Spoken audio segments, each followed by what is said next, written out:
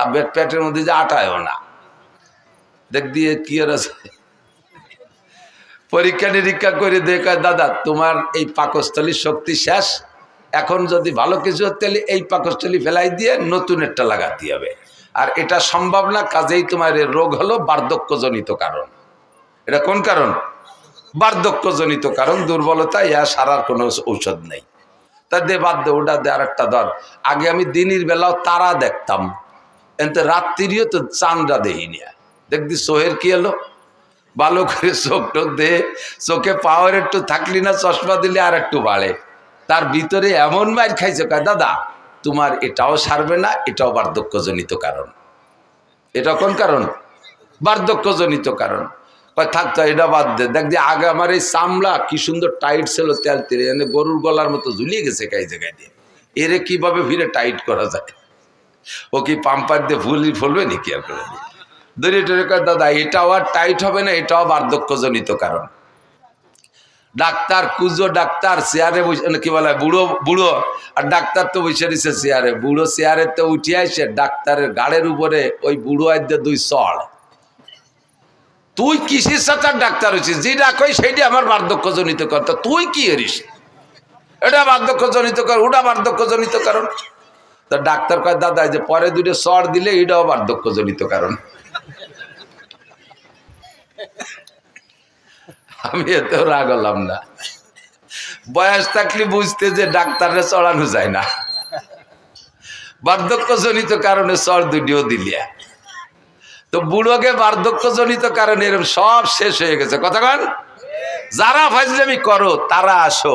আল্লাহু আকবার। এই গানের নাম শুনলে, এদিকটা আগে তো যথেষ্ট গান ছিল, গান গান গান হতো না, জারি যাত্রা, করসা কাজির গান, গুণযাত্রা, তারপরে আরো কত কি বাউল গান, ফাউল গান, বিচার গান, এগুলো ছিল না? এই গান ছিল না এই দেশে? তো এই গান শুনতে মাইলকে মাইল চলে যাইতেন আপনারা। এখন সে গানগুলো শেষ। দুটি একটা গান আছে আমাদের ওদিকে আছে, গাজির গান গায় বড় বড় মোসালা, মুসলমানরা ঠাউর বোঝা যায় না। পুরি পরিমাণ মারেফাতার শরিয়াতের কথা এই গানের মধ্যে কয়, আর কইটে কয় ডাক্তার হুজুর গে চ্যালেঞ্জ। আমি বুখারী মুসলিম, হযরত মাওলানা মমতাজ, হ্যাঁ ওই যে এমপি মমতাজ না মানিকগঞ্জের, মুহাদ্দিস মমতাজ, কত বড় সাহস বুকির পাঠায়। এই ফাউলগুলোর স্বভাবই এই, এদের স্বভাব জন্মই হয়েছে বেয়াদবির মাধ্যমে। কথা কন, এদের জন্মটাই বেয়াদবের মাধ্যমে। সারাটা বাংলাদেশ মুহাদ্দিসে ভরা, হাজার হাজার লক্ষাধিক মুহাদ্দিস শাইখুল হাদিস বাংলার জমিনে, যারা নিজেরা শাইখুল হাদিস পরিচয় দেয় না, অথচ হাদিসের কিতাব মুখস্থ পড়ায়, তারা বলতে পারে না যে আমি এই পড়ছি, বলে না। আর জীবনে কোনোদিন হাদিস শব্দ বানান করতে যদি পারে ও আরবিতে, তাহলে ওরে আমার সারা জীবনের ইনকাম দিয়ে দেবো। ও যদি হাদিস শব্দের শুদ্ধ বানান করে পড়তে পারে। আর সে কয় আমি বুখারী, মুসলিম, তিরমিজি, আবু দাউদ, নাসাই পড়েছি। বাংলায় লেখাটা হওয়া আর কি কবাই, সে গেলে একটু না কয়ে পারা যায় না। আমার সাথে আগে থাকতো মজিবার দারোগা, এই যে বলমারি মোটর সাইকেল চালাতো, যারা দেখছেন 7-8 বছর দারোগাতে রিটায়ার্ডের পরে আমার নিয়ে চলে বেড়াতো। আল্লাহ গেছি উনারে নিয়ে সাতক্ষীরে, এই তো কালকে যাই আইছি সেই সাতক্ষীরে শ্যামনগর বংশীপুর শাহী মসজিদ মাদ্রাসা। তো ওনার তো স্বাস্থ্য, চেহারা সবকিছু আমার চেয়ে অনেক ভালো। দাড়ি টাড়ি পাখে মেহেদি লাগানো, পান খায়, গাল ভরিয়ে, পাগড়িওটা বাঁধছে, সাদা জামা টামা, মোটরসাইকেল উনি চালায়। শীতকালে দিন আমি ছোট মানুষ, পিছনে ব্যাগ গাড়ি হয়ে বসে রয়েছি। নামার সাথে সাথে সবাই মনে হচ্ছে উনি বক্তা, আমি বুঝি খাদেন। এর আগে আমি অনেক যাইনি আগে কোনোদিন। উনারে গোটগাট করে গুছাইয়ে আত্মীয় নিয়ে গেছে, মুসাফা সব উনার। আমার সাথে কেউ কথাই কয় না, আমি খাদেন সব, এত কি দাম আছে। ভিতরে নিয়ে বসাইয়ে সব গোলগালে বইছে, নাস্তা পানি সব উনারে দিচ্ছে। আর উনি একটু মোড়া দিতে চায়, আমি চোখে সারা দিছি, কথা কই না, দেখতে দেয় আজকে খেলাটা হয়ে যাকে ভাবে। তো নাস্তা পানি সব খাইছে, আমারে মাঝে মাঝে একটু দেয়, সাথে আইসি ওই পাশে একটু দেয়, একটু খাইছে। শীতের সময় ওনার গায়ে দামি কম্বলের টাইনে মোড়াই দিছে। আমি কোন, আমার তো শীত করতেছে, আমার এখানে খেতা দিছে, আমি কোনায় তাই গায়ে দিয়ে কাইতে রয়েছি। নাস্তাওয়ালি খাওয়া শেষ। এখন আমার নামের সাথে পরিচয় দিয়েছে শাইখুল হাদিস। আর উলামায়ে কেরামের স্বভাব আছে, কোনো বক্তা আসলে তার যোগ্যতা পরিচয় নিয়ে একটু তাহকিক করে, খোঁজাখুঁজি করে। তো ওনারে জিজ্ঞেস করছে, হুজুর আপনি ফারেক কোন সালে কোন জায়গাতে? ফারেক গেল মৌলানা পাশ করারে ফারেক কয়। কোন জায়গাতে কোন সালে পারে, তো উনি সালেরটা যেন কি কলো যে শরীয়তপুর পুলিশ লাইন থেকে পারে। আমি তো খেতা মুড়ি দিয়ে হাইসে মরি যাচ্ছি শরীয়তপুর পুলিশ লাইনেতে। তো আলেমুল আমরা মনে করছে কি যে পুলিশ লাইনের কাছে মাদ্রাসা আছে, তো ওই মাদ্রাসার নাম পুলিশ লাইন মাদ্রাসা, যেমন যশোর রেল স্টেশন মাদ্রাসা, এটা পুলিশ লাইন মাদ্রাসা। উনি কিন্তু মিথ্যে কথা করছে না, কথা সত্যি বলেছে, পুলিশ লাইন নিতে পারে। তো হুজুররা ওই বুঝে চুপ করে রয়েছে। এরপরে বলছে যে এখন কোথায় কি খেদমত করেন, কি করেন? বুখারী শরীফ পড়াই। আমি ওরে ডাকাইতি, এবার যদি ধরি বসে কোন মাদ্রাসা, তাহলে কি করবেন? তো কোথায় পড়ান? আমার বউরে বাংলা বুখারী শরীফ পড়াই, আমি পড়ি, আমার বউ শোনে। তো বুখারী শরীফ যে পড়ায় সে হলো সাইকুল হাদিস, তা উনি বাংলা বুখারী পড়ে আর ওনার বউ শোনে, এই জন্য উনি সাইকুল হাদিস। এখন ওরা চালু বলে হতেছে। তা সে যে হুজুর বুখারী পড়ায় মাদ্রাসায় সাইকুল, সে হুজুর কো? ওনার কাছে জিজ্ঞেস করতে সাহস পায় না। এই করতে করতে আমার টাইম যখন হয়ে গেছে, এই সময় ওনারা বলতেছে যে হুজুর চলেন স্টেজের সময়। এখন উনি কয় বক্তা তো আমি না, বক্তা তো ওই হুজুর।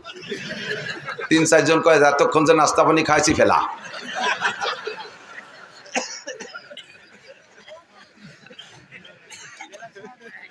বুখারী পড়ায় এই যে আবাল ফাউল নাকি আবুল সরকার, আবাল ফাউল সরকার, আবাল ফাউল সরকার কি কইছে আপনারা সবাই শোনেন নাই তো? সবাই কি শুনছেন ও কি কইছে আল্লাহর শানে? দেখেন সবাই শোনেন নাই, তারপরও শোনেন। আবার আমি নিজে শুনছি যেটা, সেটা হলো ও বলে আল্লাহ কি কথা কয় মুখ দিয়ে না, ওই পাছার নাম অন্য কিছু কয়। কি কয়? হোক দে। ও ভাষা তো আমি বুঝি না, মানে যারা আমরাকে বাংলায় কি বলে মুখ দিয়ে না পাছায় দিয়ে, বা আরো নিচের বাংলা গুদ দিয়ে।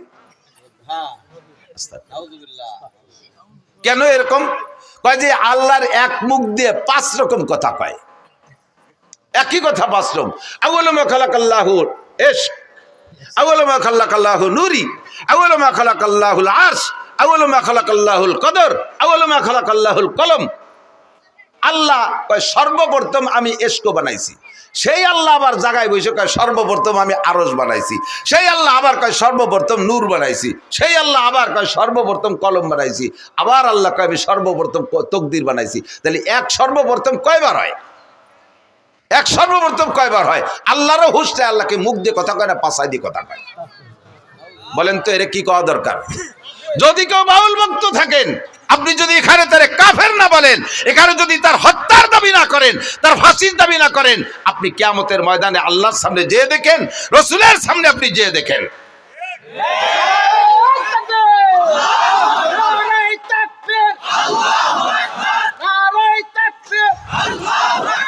ইসলামের শত্রুরা হুঁশিয়ার সাবধান,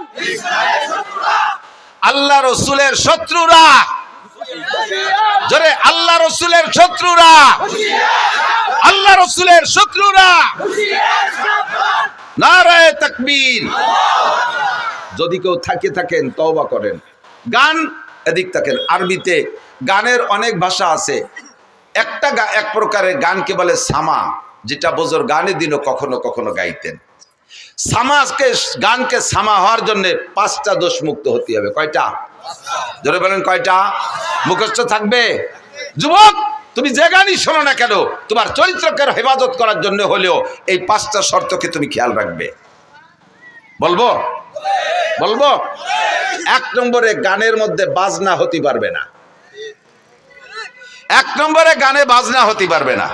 বাজনা হলে দেখেন কোরআন শরীফের আয়াতের সাথে বাজনা মিশিয়ে দিয়েছে। ইদানিং ইসলামিক সঙ্গীত গাচ্ছে, ইউটিউব চালায় দেখেন, প্রত্যেকটা ইসলামী সঙ্গীতের ভিতরে কম্পিউটারের মাধ্যমে চিকুন ভ্যারাইটি কিসিমের গিটার, হারমোনিয়াম ইত্যাদির বাজনা ঢুকিয়ে দিয়েছে। যত ভালো হোক না কেন, কোরআন শরীফের আয়াতের তিলাওয়াতের মাঝেও যদি বাজনা ঢুকায়া দেয়, ওই তিলাওয়াত শোনা হারাম। হাদিসের তিলাওয়াতের মাঝেও যদি বাজনা ঢুকায়া দেয়, ওই হাদিসের তিলাওয়াত শোনা হারাম। জিকিরের মাঝেও যদি বাজনা ঢুকায়া দেয়, ওই জিকির শোনা হারাম। দুরুদের মাঝেও যদি বাজনা ঢুকায়া দেয়, তাহলে ওই বাজনার কারণে দুরুদ শোনা হারাম। 1 নম্বরে বাজনা হারাম, বাজনা থাকতে পারবে না। 2 নম্বরে গানের মধ্যে মিথ্যা কথা হতে পারবে না, গানের মধ্যে মিথ্যা কথা হতে পারবে না। জারি গানের প্যাড ভরা মিথ্যা কথা। ছোটবেলায় শুনতাম জারি গান, এখন তো জারি গান নেই। শুনি একদিন জারি গানে গাইতেছে, এক বয়াতি আর এক বয়াতির কাছে প্রশ্ন রেখে যাচ্ছে, বলেন তো কোন নবী 2 রাকাত নামাজে 18 সিজদা দিছে?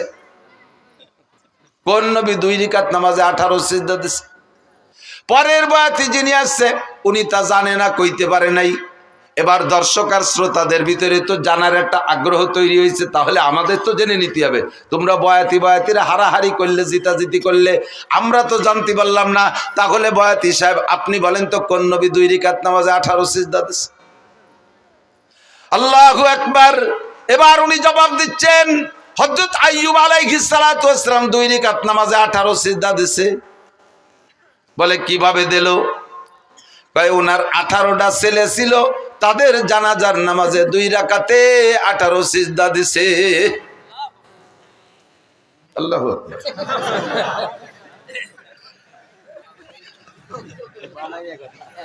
এইভাবে টাইম দিয়ে কলি সুবহানাল্লাহ আর আল্লাহু আকবার করতে হবে জানা।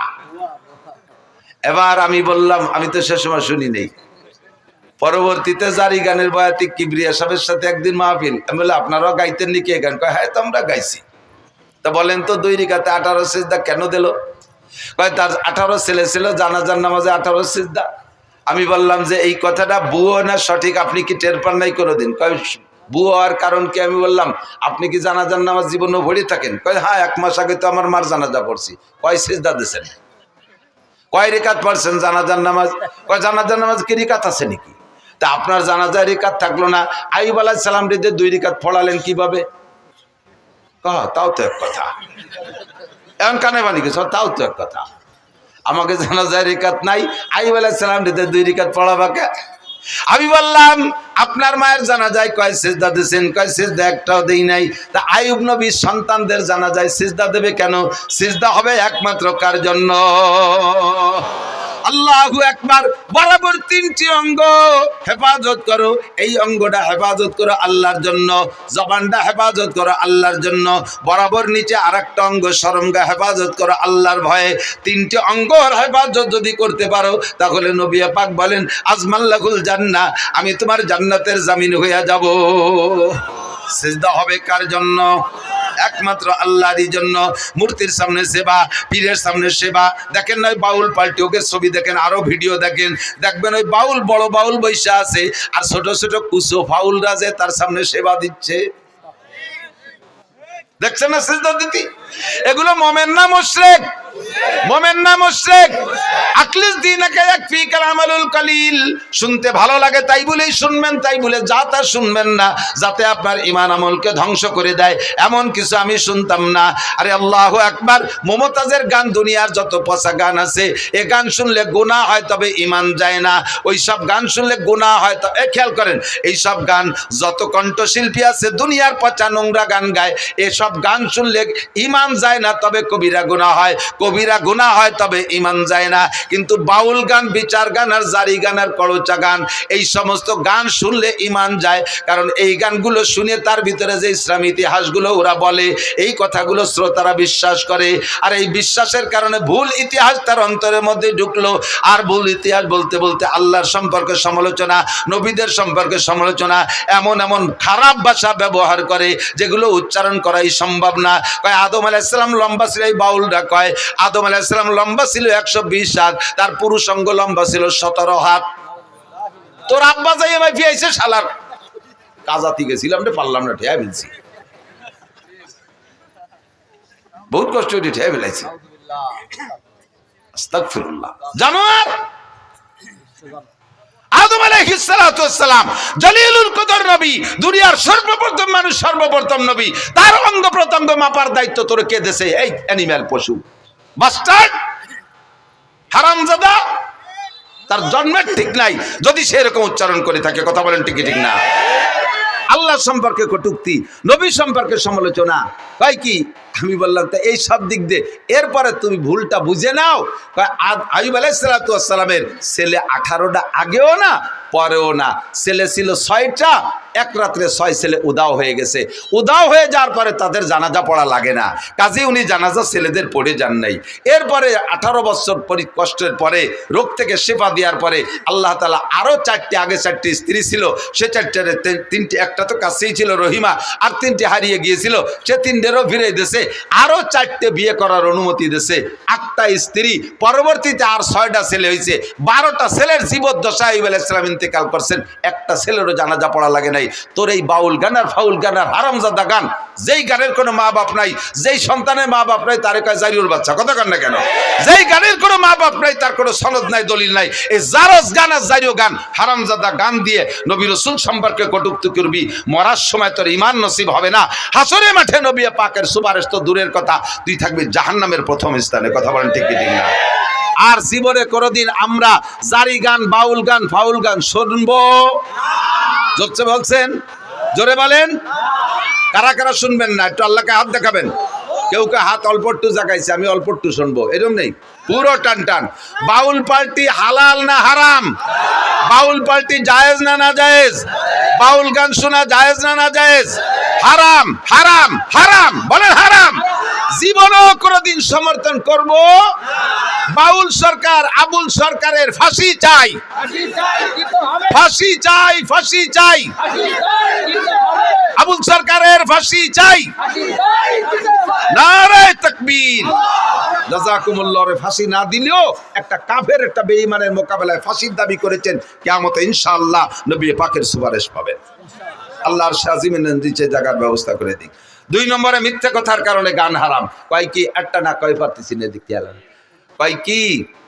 বলো ওয়াইস করনি, খেয়াল করেন, ওয়াইস করনি বিলাল রে, বিলালের বাড়ি যাইয়া, শুনছেন মনে হয় কেউ কেউ শুনতে পারে, বিলালের বাড়ি যাইয়া রুটি খাইয়া তার হায়াত ছিল 7 দিন, বাড়াই দিয়েছে 70 বছর।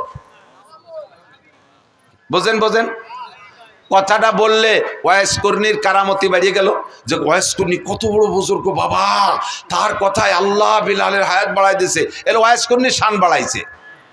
এবার এই বাড়াইতে যাইয়ে মাইকটা দিয়েছে কোন জায়গায় তা টের পাইতে দেয় না। বিলাল রাদিয়াল্লাহু তাআলা আনহু আর হুজুরের বাড়ি মদিনায় যারা গেছেন তারা বলেন, মসজিদে বিলাল চেনেন তো? মসজিদে বিলাল, মসজিদে বিলাল কুবা রোডে যাইতে বাম পাশে মসজিদে বিলাল, আর মসজিদে নববী ওই জায়গা, মসজিদে নববীর মধ্যে হুজুরের বাড়ি। তো হুজুরের বাড়ি আর বিলালের বাড়ি প্রায় আধা কিলোমিটার হবে দূর, বিলালের বাড়ি যেখানে, মসজিদ যেখানে। এই জায়গা যাইয়া ওয়াইস কর্ণী বিলালের বাড়িতে রুটি খাইয়া সেই রুটির দোয়া দিয়া বিলালরে হায়াত বাড়াই দিয়েছে। একটু আধা কিলোমিটার হাঁটে যাইয়া রসুলরে দেখি আসলো না। বোঝেন কথা, বোঝেন? ওয়াইস কর্ণী আর নবী আলাইহিস সালাম একই জামানায়। নবীর কথা শোনার সাথে সাথে হযরত ওয়াইস আল কর্ণী কলেমা পড়ে ইসলাম গ্রহণ করেছেন। নবী পাকের সাথে দেখা করতে যাবেন, কিন্তু বৃদ্ধা মা ঘরে থাকার কারণে যাইতে পারতেছে না। চিঠি লিখছে হুজুরের কাছে, হুজুর আমি তো আমার এই বৃদ্ধা মার খেদমতে আছে, আমার আর খেদমত করে কেউ নেই আমার মাকে, তা আমি কি আপনার সাথে একটু দেখা, যদি দেখা করতে পারতেন তাহলে হতেন সাহাবি। আর সাহাবি আর ওয়াইস কর্ণীর মধ্যে পার্থক্য কি জানেন? সাহাবি আর একজন নর্মাল সাহাবি আর ওয়াইস কর্ণী, 1 কোটি ওয়াইস কর্ণীর যে দাম, সাধারণ একজন সাহাবির দাম তার চেয়ে বেশি। একই জামানায় হইয়া ওয়াইস কর্ণী এই সাহাবি হওয়ার ফজিলাতটা নিতে যাইতে পারে নাই মায়ের খেদমতের কারণে। সেই ওয়াইস কর্ণী মারে বাড়ি থুইয়া হুজুরের বাড়ির দাঁড়াতে বিলালের বাড়ি যে রুটি খাইয়া বিলালরে হায়াত বাড়াই দিয়ে আসলো, নবীর একটু দেখি আসলো না। এর নাম জারি গান না জারিও গান? বাংলায় কমেন্ট একটু, কতজনের জারির বাচ্চাকে গালি হয়েছে নাকি? একটু গালিও, এরা গালি দিলেও নাকি আছে? এই গান কি জারি গান না জারিও গান? যার কোনো মা বাপ নাই, মিথ্যে কথা। এরপরে জারি গানের ভিতর গায় আল্লাহ উসমান রে আর কুলসুম রে আল্লাহ জাহান্নামে দেবে। উসমান রাদিয়াল্লাহু আনহু জিন্নুরাইন, হুজুরের একটা মেয়ে বিয়ে দিয়েছে, ওইটা মারা গেছে, কয়দিন পর আরেকটাও দিয়েছে। এরপরে হুজুর বললেন, আমার যদি আরো মেয়ে থাকতো, আর একটা একটা করে উসমানের সাথে দেবো, আর মরবে আরেকটা দিতে থাকবো, মরবে আবার আরেকটা দিতে থাকবো, যতগুলো মেয়ে থাকতো আমি পরপর উসমানের সাথে দিতাম। এই উসমান রাদিয়াল্লাহু তাআলা আনহু তৃতীয় খলিফা, নবী আলাইহিস সালামের কলিজার টুকরা জিন্নুরাইন, হুজুরের 2টা মেয়ে ওনার সাথে বিয়ে দিয়েছে বিদায় হুজুর বলে জিন্নুরাইন 2টা নূরের অধিকারী। সেই উসমান আর হুজুরের মেয়ে কুলসুম, এই দুইজনরে বদদোয়ারে ঢেউয়ে দেশে জারিও গানা লাগে বিবৃতি শুনে যে হযরত উসমান ধনী মানুষ, বিশাল জিয়াফত করছে, অনুষ্ঠান করছে। সেই অনুষ্ঠানে ফাতেমা আর আলী আর হাসান হুসাইন এই চারজনের পোশাক ভালো না, গরিব, এই জন্যই চারজনরে দাওয়াত দেয়নি, খাতি দাওয়াত দেয়নি। যেমন দাওয়াত দেয়নি আল্লাহ সেরকম বিচার উড়িয়ে দিছি, সব ড্যাগ ভরা ভাত মাটি হয়ে গেছে। পুরা কয় বাবিটা যে দেখে আইছে। শুনছেন না এই কথা? এই গান শুনছেন না? আমি শুনছি, আপনারা আসলে আমি শুনছি এইরকম তাজা মিথ্যে কথা। ওয়াইস করনি কি বলে হযরত উসমানের বাড়ির ভাত সব মাটি হয়ে গেছে। আর এইটি জারি গানের ভিতরে শুনেইয়া হযরত উসমান আর কুলসুমকে কালারিং করেছে। হাসান হুসাইন ফাতেমা পাক পাঞ্জাতনরে মোহাব্বত করতে যাইয়া তুমি বেঈমান হয়ে গেছো। তুমি কি জানো উসমানকে? তুমি কি জানো? হযরত উসমান রাদিয়াল্লাহু তাআলা আনহু বলেন, হুব্বিবা ইলাইয়া মিনাদ দুনিয়া সালাস, দুনিয়ার তিনটে জিনিস আমার ভালো লাগে।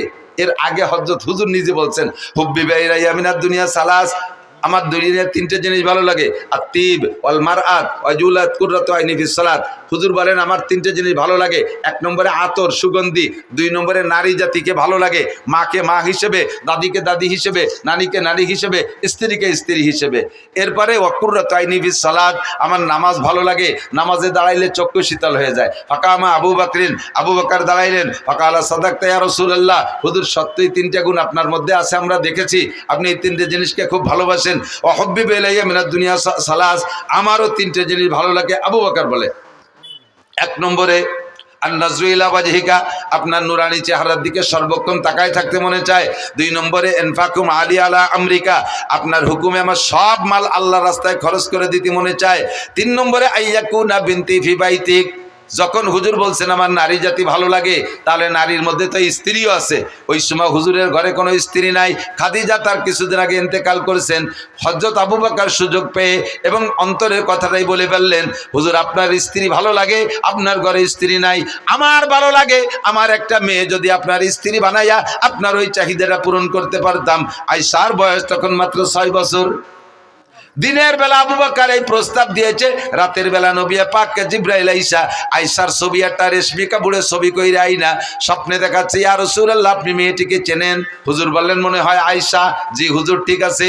পরপর 3 দিন দেখানোর পরে তৃতীয় রাত্রে প্রস্তাব দিয়েছেন, হুজুর মেয়েটা কি আপনার পছন্দ হয়? হুজুর বললেন পছন্দ তো হয় তার বংশধরেই, তার বাপ আমার দোস্ত, পরিবারের সবাইরে ভালোবাসি, আর মেয়েটা তো অত্যন্ত স্নেহের, আমি কত কোলে কাকে করছি, অবশ্যই ভালো লাগে। তাই উদ্দেশ্যে, কি উদ্দেশ্যে তুমি বলছো জিবরাইল? জিবরাইল বলে আল্লাহ পাক রব্বুল আলামিন আমাকে ঘটক বানাইয়া, রাইবার বানাইয়া আপনার কাছে প্রস্তাব পাঠিয়েছেন। দিনের বেলা 3 দিন আগে আপনার আবু বকর বলেছিলেন তার একটা মেয়েকে আপনার স্ত্রী বানায় দিতে পারলে সে খুশি হয়। আল্লাহ পাক এই দোয়া কবুল করে ফেলাইছে, কাজেই আপনাকে আল্লাহ পাক প্রস্তাব দিয়েছে যদি আপনার পছন্দ হয় আয়েশাকে দিনের বেলা সাহাবায়ে কিরামদের উপস্থিতিতে বিয়ে করে নিবেন। বয়স তখন 6, বিয়ে হয়ে গেছে হুজুরের সাথে। এই সময় হিজরতের 1 বছর আগে, হিজরতের পরে মদিনায় যা 2 বছর পরে আয়েশার বয়স যখন 9, সেই সময় আয়েশাকে আল্লাহ তাআলা অ্যাডাল্ট করে দিয়েছেন, সাবালিকা বানায় দিয়েছে, খুব হ্যান্ডসাম বডির অধিকারী বানায় দিয়েছে। এবার বড় 16-18 বছরের যুবতীর মতো ফিগার হয়ে গেছে। হযরত আয়েশার মা আয়েশা রাদিয়াল্লাহু তাআলা আনহাকে নবী পাকের ঘরে স্ত্রী হিসেবে ব্যবহারের জন্য দিয়ে আসছে। হয়ে গেল আবু বকরের 3টা। ফাকামা ওমর, ওমর দাঁড়াইলেন, ফাকালা সাদাকতা ইয়া আবু বকরিন, ভাই আবু বকর সত্যই বলেছেন, আপনার মধ্যে 3টে গুণ আমরা উপলব্ধি করেছি। ওয়াহুব্বিবা ইলাইয়া মিনাদ দুনিয়া সালাস, হযরত ওমর বলেন আমারও 3টে জিনিস ভালো লাগে। এই 3 পালা চলতেছে, আমারও 3টে জিনিস ভালো লাগে। কয় বলেন কি কি? কয় 1 নম্বরে আল আমরু বিল মারুফ, সৎ কাজের আদেশ দিতে শক্ত হাতে, সৎ কাজের আদেশ দিতে শক্ত হাতে, এটা আমার খুব ভালো লাগে। ওয়ান নাহি আনিল মুনকার, আর যত প্রকার খারাপ কাজ আছে জীবন দিয়ে হলেও তার বাধা দেওয়া, কোন প্রকার খারাপ কাজ আমি সহ্য করতে পারি না, এই অসৎ কাজের নিষেধ করা। 3 নম্বর হলো ওয়াসাউবুল খাল, পুরন কাপড় আমার ভালো লাগে, তালি দেয়া কাপড় ভালো লাগে, ছিঁড়া ফাটা কাপড় পরতে ভালো লাগে। যখন উনি খলিফাতুল মুসলিমিন, রাষ্ট্রপ্রধান, উনার রাষ্ট্রের আয়তন 2,40,00,000 বর্গ মাইল, এত বড় দেশের রাজা হইয়া মসজিদে নবাবির জুমার নামাজের খুতবা দিচ্ছেন, ওই সময় উনার জামার সামনে দিয়ে 7 খান তালি, ফিরে যখন নামাজে দাঁড়াইছে খুতবার সময় মুসল্লিরা দেখে সামনে দিয়ে 7 খান তালি, ফিরে ঘুরে যখন নামাজের জন্য দাঁড়াইছে পিছন থেকে দেখা যায় পিঠেও 7 খান তালি। প্রেসিডেন্ট। 3 নম্বর হযরত উসমান দাঁড়িয়ে বললেন ফাকালা সাদাকতা ইয়া ওমর, ভাই ওমর আপনার মধ্যে এই তিনটা গুণ আছে আমরা দেখেছি। ও হুব্বি বিলাইয়া মিনাদ দুনিয়া সালাস, খেয়াল করেন 3 নম্বর হযরত উসমান বলতেছেন আমারও তিনটে জিনিস ভালো লাগে। কি কি ভালো লাগে? ইতআমুল জিআন, মনে রাখেন আমার ওই গানের কিসসার সাথে মিলেছি, এদিক তাকান। 1 নম্বরে উসমান বলে ইতআমুল জিআন, ক্ষুধার্তকে খানা খাওয়াইতে ভালো লাগে। কেডা কয়? কেডা কয়? কাকে খাওয়াইতে? ক্ষুধার্তকে খানা খাওয়াইতে ভালো লাগে। এবার 2 নম্বরটা হলো কিসওয়াতুল উরিয়ান, যাদের কাপড় নেই তাদের কাপড় দিতে ভালো লাগে। বুঝেন বুঝেন। 3 নম্বরে বা তিলাওয়াতুল কুরআন, কোরআন তিলাওয়াত করতে ভালো লাগে। যেই উসমান বাড়ি রান্না বান্না বিশাল জিয়াবত করলো, হাসান হুসাইনের পেটে ক্ষুধা, তারা 3 দিন খায় না 5 দিন খায় না, আর তারা সেই দাওয়াত পাইলো না, পোশাক ভালো নাই সেজন্য। ওদিকে ওসমানের গুণ হলো ক্ষুধার্তরে খানা খাওয়ায়, পোশাক নাই রে পোশাক দিয়ে দেয়, ওরা পোশাকের কারণে না খাইয়া বাড়ি থাকলো। আর এদিকে উসমান সামনে বলতেছেন রসুলের সামনে, আবু বকর ওমরের সামনে, যে আলীরে দাওয়াত দেয় না সে আলী ওই মজলিসে, তার মধ্যে কয় আমার ক্ষুধার্তকে খানা খাওয়াইতে ভালো লাগে, বস্ত্রহীনকে বস্ত্র দিতে ভালো লাগে। এইটা সবচাইতে বেশি প্রতিবাদ করবে আলী না? সঙ্গে সঙ্গে আলী দাঁড়ায় কয় সাদাকতা ইয়া উসমান, উসমান আপনার মধ্যে গুণ 3টে আছে আমরা দেখেছি। যারে দাওয়াত দেয় নাই পোশাকের অভাবের কারণে, যার পেটে ক্ষুধা থাকা সত্ত্বেও তার জিয়াবতে দাওয়াত দেয় নাই, এই লোকটা কি সত্যায়িত করতে পারে? সেই দাঁড়ায় কয় উসমান আপনি সত্য কথা বলেছেন, এটা আপনার চিরবৈশিষ্ট্য, ক্ষুধার্তকে খানা খাওয়ান, বস্ত্রহীনকে বস্ত্র দেন, এটা আপনার গুণাগুণ। এবার আলী দাঁড়াই বললেন ও হুব্বি বিলাইয়া মিনাদ দুনিয়া সালাস, ভাই উসমান সত্য বলেছেন, আমারও 3টে জিনিস ভালো লাগে। 3 পালা চলতেছে। হযরত আলী বলেন 1 নম্বরে কি বলে আস-সাওমু ফিস সাইব, ইকরামুজ যায়েব। 1 নম্বরে ইকরামুজ যায়েব, মেহমানকে তার মর্যাদা বুঝা পরিমাণ মতো মেহমানদারি করতে আমার ভালো লাগে। যে মেহমানের যেমন চাহিদা তার চাহিদা অনুযায়ী মেহমানদারি করতে ভালো লাগে। 2 নম্বরে আস-সাওমু ফিস সাইব, গরমকালে রোজা রাখতে আমার ভালো লাগে। হযরত আলী বলতেছেন গরমকালে রোজা রাখতে ভালো লাগে। জিজ্ঞেস করা হলো কেন? গরমকাল তো দিন বড়, এ সময় রোজা রাখতে তো সবাই কষ্ট হয়, তোমার কেন ভালো লাগে? হযরত আলী বলেন গরমকালে রোজা রাখতে ভালো লাগার কারণ হলো হুজুর বলেছেন লিসাবে ফারহাতান, রোজাদারের 2টা আনন্দ। একটু বলেন কয়টা? রোজাদারের 2টা খুশি। ফারহাতুন ইনদা লিকায়ে রাব্বিহিম, যত মানুষ রোজা রাখবে দুনিয়ায় সমস্ত মানুষ আল্লাহ পাকের সামনে সাক্ষাৎ হবে, আর আল্লাহ পাক সব রোজাদারের গালে উঠাইয়া মুখে উঠাইয়া খানা খাওয়াবে। এইটা হলো আখিরাতের খুশি। আর একটা খুশি হলো কি বলা হয় লিসামে ফারহাতান, ফারহাতুন ইনদা লিকায়ে রাব্বিহিম। আর একটা খুশি হলো ফারহাতুন ইনদা ফিতরিহিম, দুনিয়ায় যত খাবার খান, আমার দিক দুনিয়ায় যত মজার খানা খেয়ে থাকেন না কেন, একটু সত্যি কথা বলেন, ইফতারির চাইতে মজা পান কোনো তাই? ডাল চাল খেচড়ি চাপড়ি ডুটি মুটি খুঁতফুটনু যা দিক চাবায় না আশের মতো গেলে, ঠিক না? এত ভালো লাগার কারণ কি? দুনিয়ায় সবচেয়ে ভালো তরকারির নাম কি? খোদা। কিদের সে ভালো তরকারি হয় না, কায়দা মতো কিদে লাগলি পান্তা ভাত খাতেও নুন লাগে না, ঠিক না? পেটে কিদে যদি টাইট মতো থাকে তাহলে যা খায় তাই ভালো লাগে। রমজানের চাইতে পিওর কিদে তো আর কোনো সময় হয় না। হযরত আলী বলেন ইফতারির মজাটা গরমকালে রোজা বড় হয়, এই জন্য ইফতারিতে মজাটাও বেশি পাই, এই জন্য গরমকালে রোজা ভালো লাগে। 3 নম্বরে আয-যারবু বিস-সাইফ, ময়দানে যাইয়া তরবারি দিয়ে কাফের কুপায় কুপায় কাটতে ভালো লাগে। যারা শৈল মাছ আছে জুপি দিয়ে এড়ো কি কি কয় জানি না, আর কি কুপায় যাই দিয়ে ওরে কি কয় ফুলকুচি, জুপি ফুলকুচি, শৈল মাছ কুপানোর অভ্যাস আছে।